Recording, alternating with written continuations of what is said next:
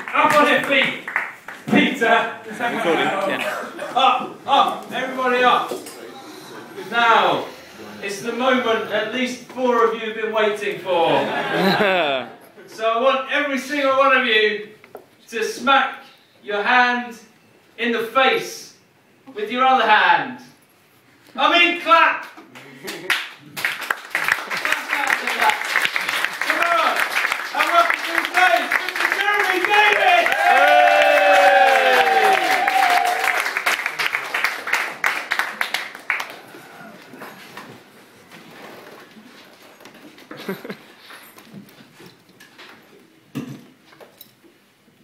So I went to the doctor about my small man syndrome. He told me to rise above it. What he actually said was, in his experience, small man syndrome is just an excuse that men of shorter stature use to justify unwarranted and unjustifiable aggressive behaviour when the world does not conform to their worldview. I thought that was bollocks, so I hit him. But like any budding stand-up comedian, I do a lot of stuff on social media, and you cannot deny the influence and the impact of social media, but there are some really nasty people out there saying some really nasty things, so you do have to be careful.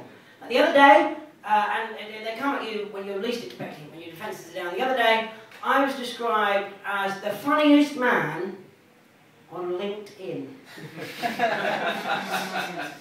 Which is not a hotly contested title.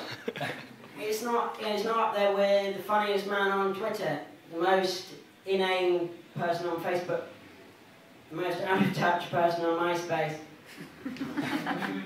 the loneliest person on Friends Reunited. Where's everybody gone? They've all gone to MySpace.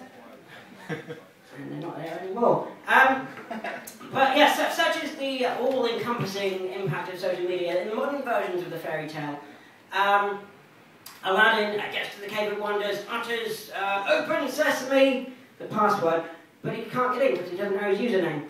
And he doesn't have an account set up, so he can't use the magic carpet. But, so I've recently returned from holiday, and at the airport I was delighted to observe that there's a handy visual guide to what you can, you can't take through security with you, which is really handy. So it's a bottle of water, everybody knows why that is, the scissors, pair of scissors, fairly self-explanatory, and a crossbow, just in case you're in any doubt. You carry a crossbow or any form of medieval siege weaponry, put it in the hold. Thank God that our brave lads on their way to the Battle of Agincourt decided to go by boat. Otherwise, you know, might still have lost the 100 Years' War. But people say that standards of numeracy are falling.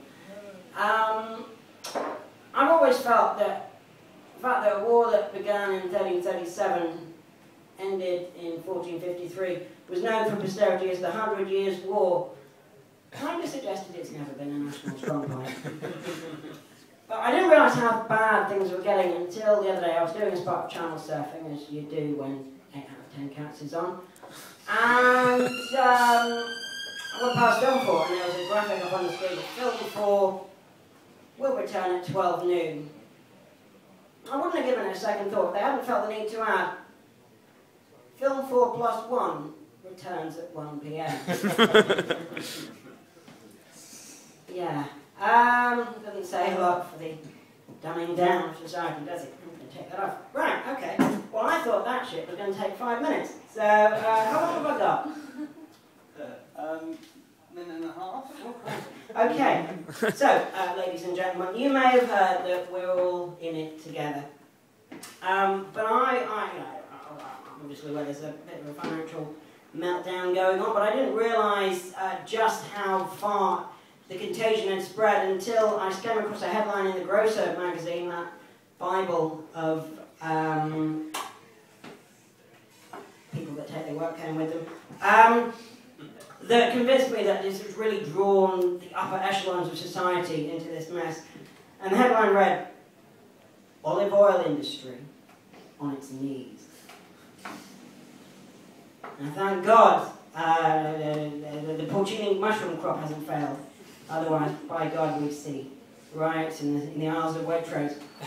But apparently the olive oil industry is on its knees because they've had too good a crop. 3 years of good harvests. Therefore, prices have gone down and no one can make a living anymore. So what you've got is the farmers praying for bad harvests, which just goes to show how fucked up capitalism has become. I should probably come up with a punchline for that bit, but it's how I feel. Ladies and gentlemen, I always overrun, so tonight I'm not going to. I'm going to call a halt. You've been lovely, and I shall see you all very soon. Have a nice evening.